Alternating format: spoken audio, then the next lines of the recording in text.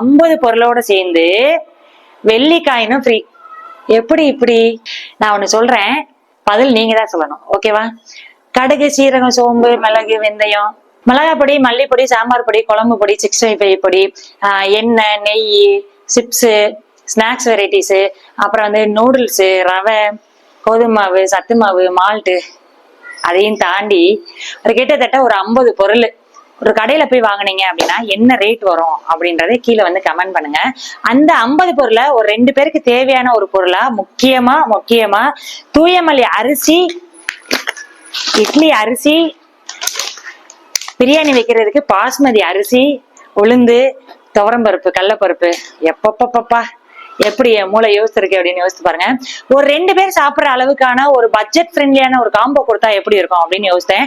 அதுக்கு தான் இந்த 159 காம்போ வந்து உங்களுக்கு ஒரு ட்ரையலுக்கு கொடுத்து பார்த்தேன். ஸோ அவ்வளோ பேர் வந்து கியூஸா வந்து ரெஸ்பான்ஸ் பண்ணி அவ்வளோ சூப்பரா வந்து பண்ணியிருந்தீங்க. இதுல என்ன ஒரு ஆச்சரியம் என்னன்னு பாத்தீங்கன்னா, 50 பொருளோட சேர்ந்து வெள்ளிக்காயினும் ஃப்ரீ. எப்படி இப்படி?